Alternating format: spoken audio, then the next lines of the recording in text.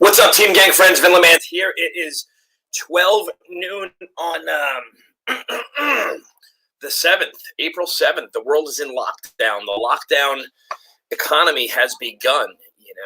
It's amazing. The world has changed overnight, right? And it just happens. A lot of things are subtle and a lot of things are instant. But no matter how you look at it, change is inevitable. So tonight's broadcast today, whenever you're watching, actually, that's the beauty of this. Broadcast will be, well, why would somebody start one of these home-based businesses? We've been hearing about this for a long time. It's kind of culty sounding, I think. I've been a part of this industry, this profession for 12 years now, and I don't know that we really have a good name for it. I don't really know. We call it a lot of different things. We call it affiliate marketing, home-based business, relationship marketing, multi-level marketing. We call it all of these different things.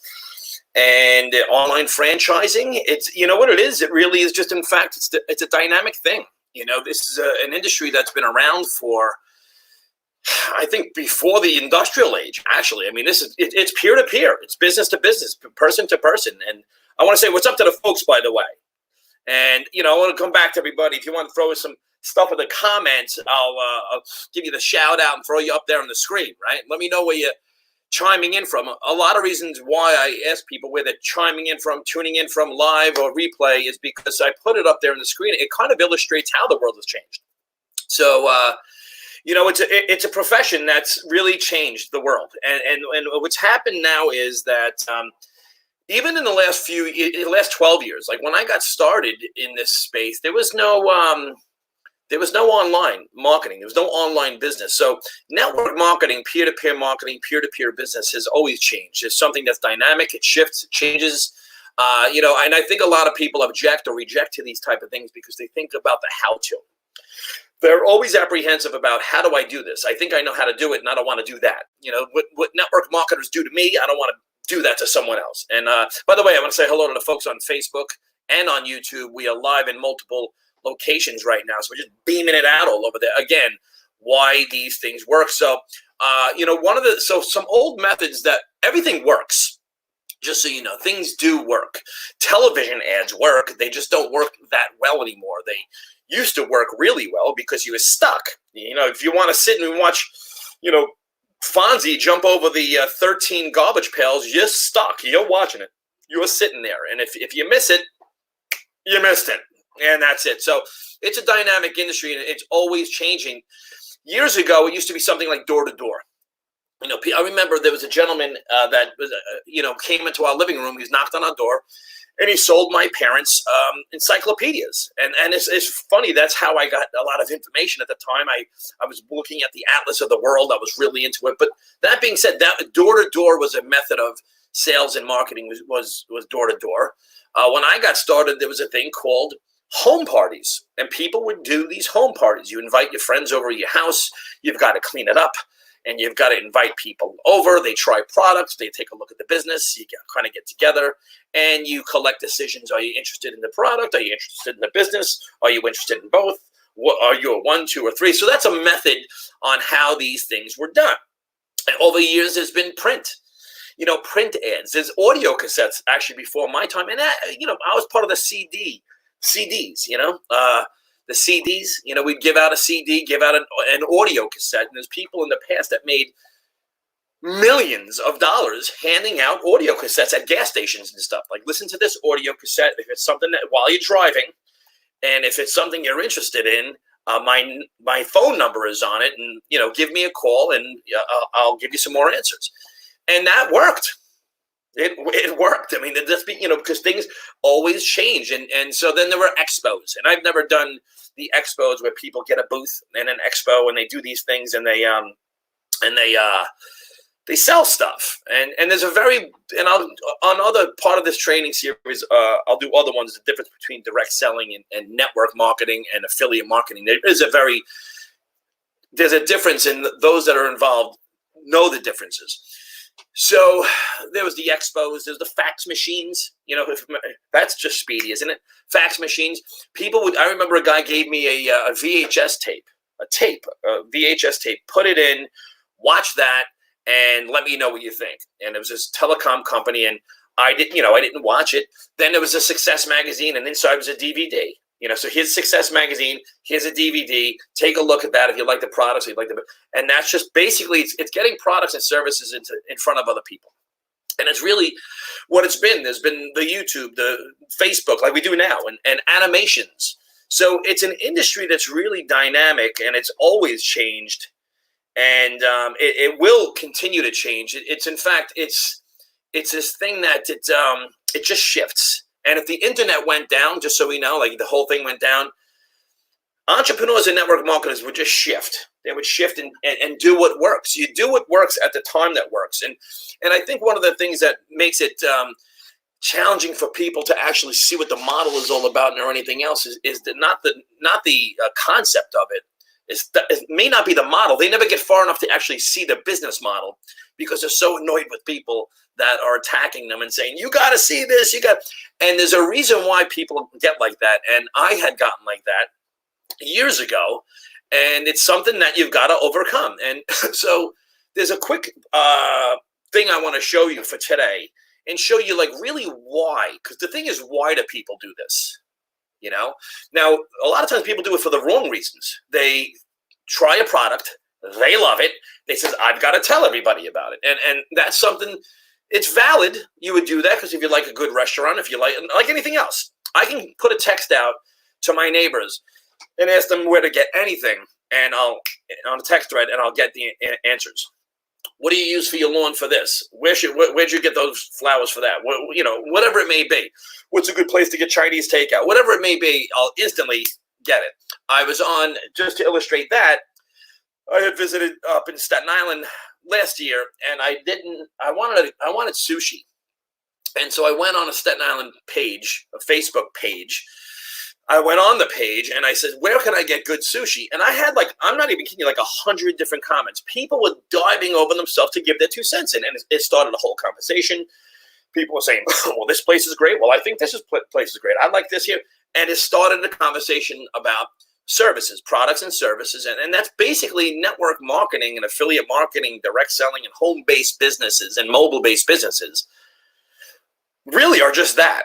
And I think there's this mystique about it. And prior to people getting started, I don't know if I want to bother my family and friends. Now, the reason people do bother their family and friends and loved ones is because they love them the most. And they see something that they see as amazing, and they want to tell the people they love the most quickly, And so there's that. So you've got to, not that you've got to, network marketers, one, they've got to get over it. And two, I guess the world, the market's going to have to get used to this because it's an industry that is going to quadruple because it has to. Now, so the question is, why do people do these home-based businesses? And it's a very good question. Now, why would someone do it now? Well, you're home anyway. You are home. You have a home. You may as well have a business. In fact, if you have a home, you are in business. You have paying a mortgage or rent.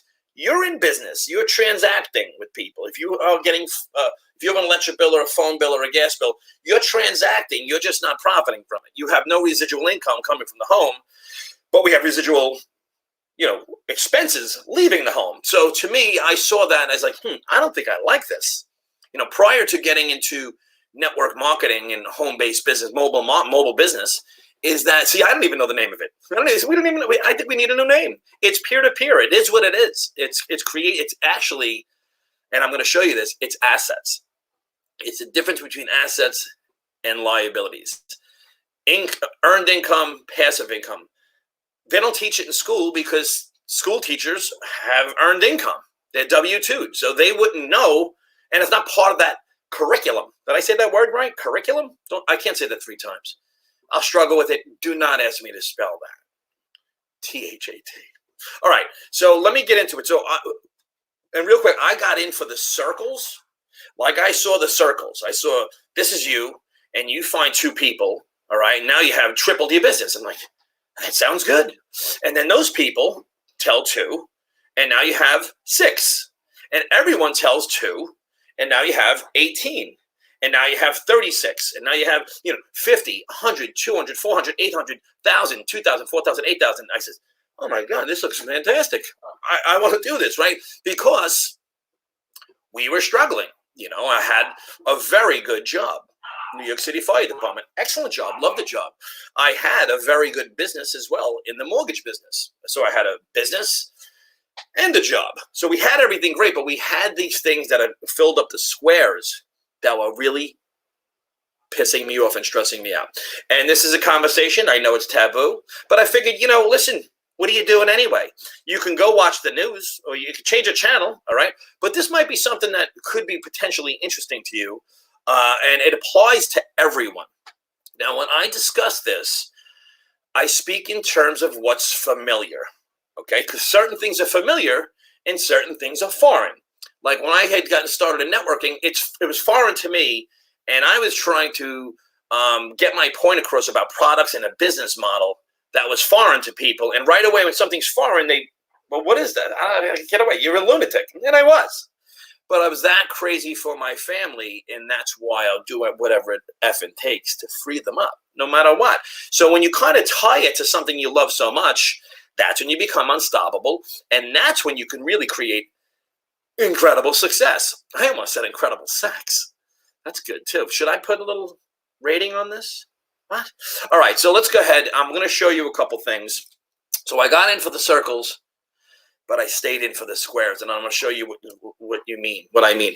And just so we know, I know I keep going, is that everything's changed right now. This isn't even the same business as it was 2 months ago, let alone 2 years ago. I mean, everything's completely changed, and it's gotten easier and easier and easier to do because, I mean, now it's easier because it's a necessity, and we have people's attention. So check this out.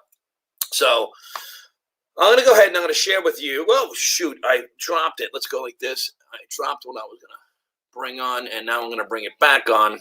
All right. So this is Gary Vaynerchuk. I don't know if you know who this fella is. I actually met this gentleman. I don't know if he's a gentleman. Not a good guy. I met him years ago, and I was blown away by him, and I watched his stuff, and I've been a fan since. But he says, too, there has never been a better time in history of time than right now to start a business. True. It's true. It just is true. So let's go into things. So what I did was I read these books. Now, these are a couple books that were I wanted so bad to become free that I was willing to change. Some people hate change so much that they're willing to lose. I hated losing so much I was willing to change. So I said, I'll read the books. So I read this book to the left, Rich Dad, Poor Dad. And I tell you, it blew me away. It really did. It blew me. It's like one of those books I couldn't put it down because it was speaking directly to me. And in that book, they said that you really need to read Cash Flow Quadrant. That's the book to the right. That book literally changed my life forever. If you see there's an ESBI, I'll do a whole series on that as well because you can really delve deep into that. Now, I will say that prior to getting started, you should simultaneously read these and build your business at the same time. Now, reading them is one thing, internalizing them is another. So it's really important to internalize. That's why Cash Flow Quadrant isn't something that just happens overnight. It takes time to internalize this. We have been trained in traditional education. So this is all the opposite. It's literally the opposite way of thinking of traditional education. And I'm not knocking at all the traditional education. What I'm saying is it just doesn't suit entrepreneurship. It's the opposite. All right. So you have to, so these 4 squares really changed my life. And this comes from both of those books. There's the income square, the expenses. There's the assets and the liabilities. Now, again, this is why people are starting home-based businesses. And a lot of people, just so we know, that are involved in home-based businesses, they don't know this. Most people don't. Most people haven't. The people that are so really successful, these are the people that have internalized this, all right? Because you can't win in the business unless you really internalize this. As simple as what I'm going to show you is, it's a matter of internalizing it, okay? So the income. Now, I'll just use myself as an example. I had a job with the city of New York for 20 years, all right?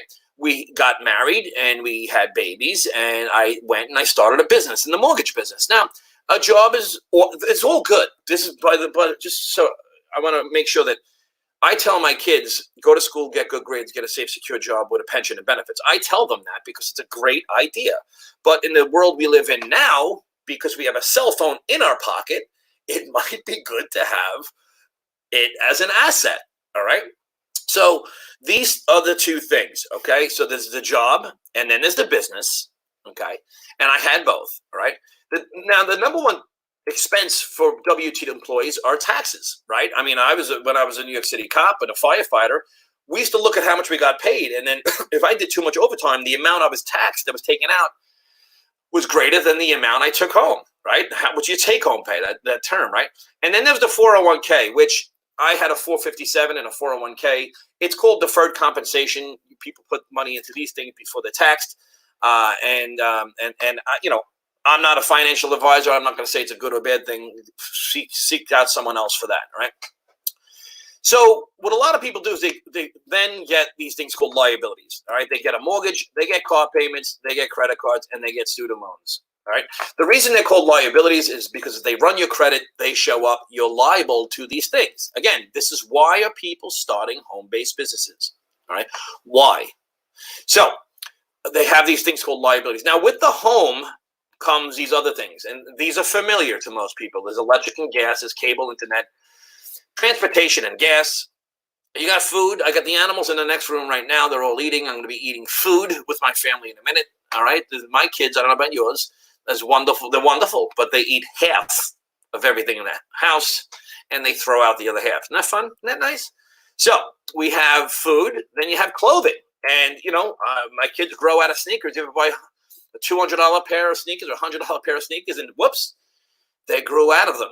All right. I had my brother's sneakers, the hand-me-downs I got. I had my neighbor's sneakers. Anyway, food, clothing. Then there's vacation, holidays, lifestyle, and other. Again, the reason I'm putting these things down is people generally don't write these things down. I didn't. And by the way, I've never been very particularly good with money. I'm not good at like keeping track of every penny. I'm not a penny pincher. I've been more of a over tipper, picking up the tab type of guy. You know, whatever I don't look at for sales. I just, you know, maybe I should, maybe I shouldn't. That's not the way I am. And I know I'm not going to change. So I just do what I got to do. Right. So like vacation, we go where we want to go. I don't go with somewhere because it's, you know, and I've tried that where we go to a vacation because it's a little less money. And then I say, I'll never come back to this place. So anyway, there's, you know, food, clothing, vacation. All right. Vacation is holidays. Now, holidays are, people don't factor these things in. There's holidays. It's New Year's Eve, Valentine's Day, St. Patrick's Day, Easter, Memorial Day, 4th of July, Labor Day, Halloween, Thanksgiving, and Christmas, basically. And then there's Hanukkah and a lot of different things. You know, I don't celebrate Hanukkah, but many people do. What I'm getting at is a lot of people don't factor those things into their monthly. They don't. It just comes up. Lifestyle, you know, let's go out to dinner, let's do this, and things like other. All right. And once you have kids, then you got the baseball, the soccer, the dance, the cheer, the yoga, travel baseball. You ever do that? I don't have dance cheer. All right. But I know people that do that. They just like, it's like taking over their life. Travel cheer, travel dance. And then there's gym, there's yoga, there's things like that. You know, we got cell phones, we had Netflix. We are accumulating more expenses than my parents did, because they didn't have Netflix and cell phones and gym memberships. I had Little League. I didn't have travel baseball. But it is, listen, this is what's familiar. Is it not familiar to you? I would imagine that it is, right? So let's move forward, right? And this is what happens. So these are the squares, all right? So let's take the income from the job. Let's just say you make $100,000 a year, right? And let's just say your taxes are 30%, all right?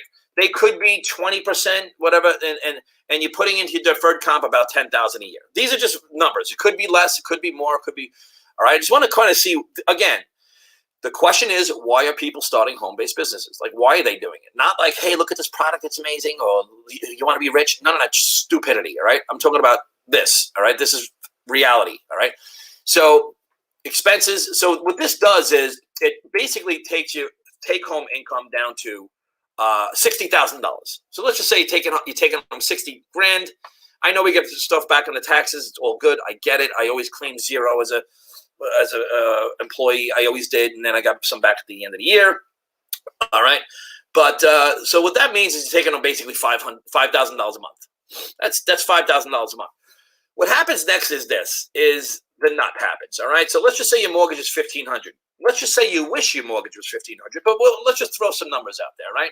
Again, we're just spitballing it. We're just kind of giving an example. Again, why do people start these friggin' home-based businesses? Like, why are you getting pitched? I got pitched this morning on a deal. I'm gonna get pitched later today. I got people pitching me all day long about they're sending me links, and I do the same thing. It's like a pitch fest. It is what it is. More and more people are getting involved because there's a necessity here. Just like these necessities, this is what's happening. All right. So $250 for a car payment. Let's just say your credit cards are $250. Let's just say your student loans are, if you add your student loans are $200, and let's just say when you add everything else up, right, it all comes up to about $4,500 a month. You do your numbers, but this is kind of when people stop and they do, because I do this exercise with people, just so you know, like people that get started in business with me, on my teams, and I kind of get to know them. I see what they want to do, and we kind of say, well, what are the numbers? What numbers do you need to make? Some people want to get started and make 500 a week. Some people want to make 500 a day. Some people want to make 500 a month, right? So, everyone's different, and you have to know where people are. I mean, people don't need to share their finances. What I'm getting at is some people say, well, I want to make $10,000 a week by next Tuesday. Not going to happen, right? Let's just be real here, right? But it's not about making money. It's about keeping money, and it's about being a good steward of the money. There's too many friggin' things out there that are saying, well, you need to, buy a yacht. It's just ridiculous, okay? Now, I want to go over something here, right? That's your monthly nut, right? So, a home-based business. See what I just did here? It's an asset. See this? This is an asset. It's a very different animal than earned income. It's just not taxed the same way. It's not made the same way. It doesn't come in the same way. The asset income comes in the same way that the liabilities go out. It goes in the same way as the other stuff comes out. Whereas when I was a firefighter, I had to go to work and make the money, then come home and pay all the stuff. Then I had to go back and get it, which is fine. But God forbid, I got struck by lightning or took a heart attack, God forbid, then all of a sudden that all stops. So the reason you may always hear, I always chant like, build a financial fortress around your family, build a financial moat around your family. It's because these assets is not attached to whether or not you're dead or alive, generally put into an LLC, all right? So that's what it is. And so just so we are clear on this, a mobile-based business is about education.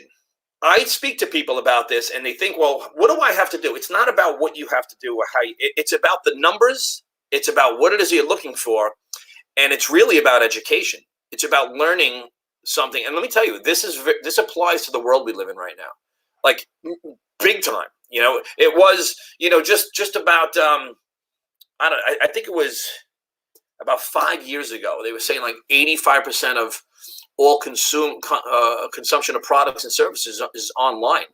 And I'm thinking that right now it's got to be a lot more than that, right? So it's about education. Why wouldn't we want to become educated, right? So there's a couple books that I really like, and they're two extremes. There's Dave Ramsey's Total Money Makeover, all right? Because a lot of people, are out there pitching people on, oh man, you get started in one of these, you buy a house at the beach, and you fire your boss and all that stupid shit. All right, it's ridiculous, and it makes no sense, and it's misleading people. It just is, right? But then there's the 10X rule, which gives you something to kind of go on. Like, let's crush it. So sometimes it's good to have a big goal, and then do the right things along the way to hitting that goal. Does that make sense? Like, have a big goal, big dreams, like aim for the stars. And if you hit the moon, it's okay. But if you're aiming for mud, you're probably going to get it, right? So just, we say dream big and push it a little bit further, like just in anything else. You're working out that one last rep, and this is what the 10X rule is about. These are both very, very good books. They're two completely different mindsets. And so I like to take from one and the other, right? And what it really comes down to is that now I love this, and a lot of people don't subscribe to this, but this is important for people like me, like you, like regular middle-class people, regular people, like the people. It's not about getting BMW.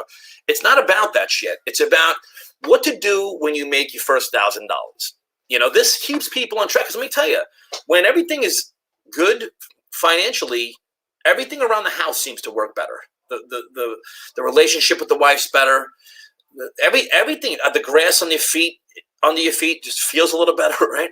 So it's the $1,000 first. And I'm not going to get into a whole training on this, but the pay off the credit card debt, identify and pay off credit card debt and student loan debt. This is why, again, the question is, in this training is, why are people starting home-based businesses? Okay, and it's not to quit a job. It's not. And if people are saying that, they're just flat out wrong. Pay off debt, have a 3 to 6 months emergency fund. Have your reserves. Your month, like in this exercise, it was $4,500 was the monthly nut, as an example. Have that put away 3 to 6 months. If it's 6 months, that would be what? That would be, if it's about $30,000. You want to have, and so how do you do that? A lot of people are redlined right now, meaning they have a lot of expenses and liabilities, and their income is almost equal to that, or sometimes a lot even less than that. So they're kind of teetering on it. So it's difficult for people to pay off the debt, and because paying off the debt's tough because you got interest you're paying, right? So it's stacked against us. It just is. Banks are in business to be profitable, not in business to get us out of debt. It's to keep us in debt, right? And 3 to 6 months, and then invest. Don't ask me for investment advice. Put money aside from college. That's, also something that's questionable these days. All right. Pay off your house. Dave Ramsey, on his book, they said, you could follow his show. I just like the way I just enjoy his stuff. He says that out of 10,000 self-made millionaires, 79%, almost 8 out of 10 of them had their home mortgage. They had no home mortgage. So let's get rid of that shit. All right. And then give, because let me tell you, when you do give, whenever we give, I like it. But at the same time, see what I have the Dave Ramsey's baby steps. Let's have a dream too, though. Like, let's have something to aspire to go for. Let's not just get stuck in our life saying, I got to pay off credit card debt. Oh my God. Sometimes you just like a Ferris Bueller's one movie. Sometimes you just got to say what the F, right? But let's stay smart and aim for something that's really important, all right? And have these, create some memories, along the way. Don't get too caught up in things. Let me just go to the taskbar and back. And so, I just, during this time that we're at home, I'm going to be doing a bunch of different series on things that I understand, and I do understand these mobile-based businesses and how to do it, how to build it, how to start them, how to get them off the ground, how to get people in profitable mode, how to identify different compensation plans, any gotchas, identify what's the market interested in, what is the market looking for. What the market's looking for right now as far as products and business, 3 things. They're looking for inexpensive, they're looking for simple, and they're looking for lucrative. And they want those things, and they want it now, right now. And that's why these businesses will continue to skyrocket, because people, it's not like they just have a choice. I mean, if I wanted to become a real estate agent right now, I wouldn't have that. That's not a choice. There's no real estate class, and I'm not going to really pierce that as a brand new person. If I wanted to open a Subway franchise, it's not happening right now.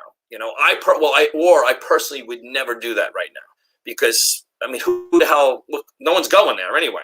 And I'm not saying this. This isn't. By the way, this whole presentation is not about fear and people should, but it's about, people are asking us how we're getting a lot of texts on that. And look, I'm very empathetic towards people who are struggling right now, very much so.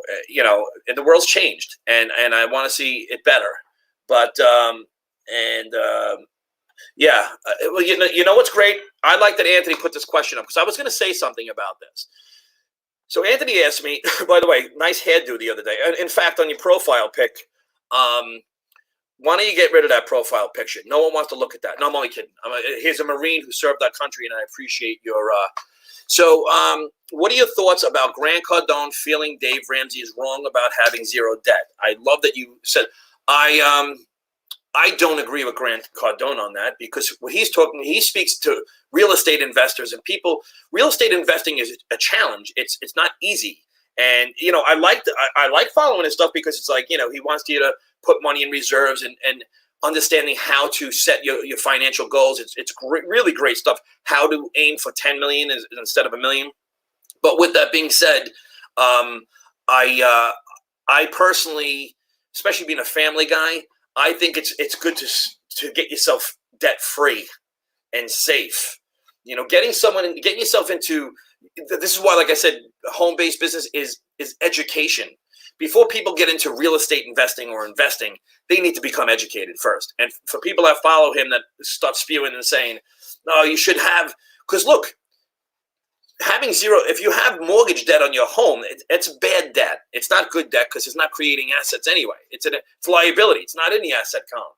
Of course, look, if you have, debt on assets and those assets are cash flowing higher than the liabilities and expenses on a particular property or any kind of asset, then yes, then obviously it's good as long as they are a good steward with that money, and that money is paying down that asset to increase the passive income. Does that make sense? So, so we have that. We have Jimmy the Gent Miller. Jimmy, you look so young in this picture and handsome. What happened to you? You weren't young and handsome, and now you are. It looks great, great. So we have, let's go see Paisano, right? Hey, Daniel, what's going on? Good to see you, pal. Good to see you on here as well. For the complete understanding of business. Yes, Kathy, thank you. Those two books are definite for the complete understanding of business. Absolutely. And then it goes further from there, right? It keeps on going. We have, the UK is in the house with the stud, Dan Dowling from the UK. Again, this kind of goes to show that we're communicating now in the world we live in that we wouldn't be able to do this even a few years ago. And talk about innovation. So I have a friend of mine that there's a thing called Periscope, and Periscope came out, and it was an app that allowed you to do live video when you speak the live video into the app. It was before Facebook had Facebook Live. And I had a friend of mine who's a smart, sharp entrepreneur. I still have the friend, And what he did is he went live every day, and then he launched a webinar, and on that webinar, his first webinar, he made $132,000 because he sold his. And the second webinar, I think he made like $85,000. And the following year, he made seven figures by creating something out of nothing and by giving value. So, and what's happened, like I say, Periscope, most people don't know what that is because it's in and out. It's something that's here today, gone tomorrow. So things happen quickly. Like I said, if you're selling Pokemon cards 4 years ago, you could make $1 million, $10 million. If you're selling them now, the kids are like, nah. So again, the market will determine whether or not you're going to be in business. All right. So David Noonan says, yes, I'm grateful for my renters made their rents this past month. Not able to evict, but investment debt has been a good thing over the years. Investment debt. David's a very sharp guy, an entrepreneur and doctor as well. And again, being a chiropractor and an entrepreneur is smart. A lot of times people, what they do is they'll put on a hat and say, well, that's my identity. My identity is my hat. The book that is great to ready is Nelson Nash Infinite Banking. Excellent. Excellent. Excellent. Danny Licciardi, another serial entrepreneur, sharp guy, good man. Timing is everything. It is. It's just, I think we've all heard that, yet a lot of times we're trying to push something into the market, and the market's kicking it back at us. And I think Kenny Rogers, who just passed, he said you got to know when to hold them and know when to fold them. And that's important. Danny and I were both in different lines of business in a company 10 plus years ago. And that company, if you started that business that we were both in, right? the incredible company, and then I'll end. The CEO of that company was Ernst & Young Entrepreneur of the Year. It was the fastest company to $1 billion, or one of them, in the home-based space. They did like $970 million in like third or fourth year. Incredible. And it just boomed. The guy did everything right. It had incredible leadership. They had great people. And if you were in South Florida or Southern California in 2006 with that product, you did all the right things, you plugged in and did all the right things, you could have made a fortune. If you take that same product and try to push it into the market right now, you'll be out. You will be out of business. And so again, so like Dan says, timing is everything, and it is. But this is why you hang around people that know what the F they're doing. It's very, very, it's very, very important. Bill says too, you're right. It's all timing. I mean, I saw a business 2 years ago that I was involved with that you couldn't do anything wrong. 2.5 years ago, you couldn't do anything wrong, and the business was going to grow. And again, the business went in, and that, it's timing. It's time. We're all talking about timing. It's just it is what it is. So thank you, Daniel, for that. And I wanted to be in and out today in 20 minutes. I wasn't. I went a little longer. I'd like a little interaction with the folks that are OTA on the air. I snap my fingers a lot, right? So thank you for tuning in. I hope you got some value out of this, and I will see you guys at the top. I'll be back on the Facebook soon. See you later.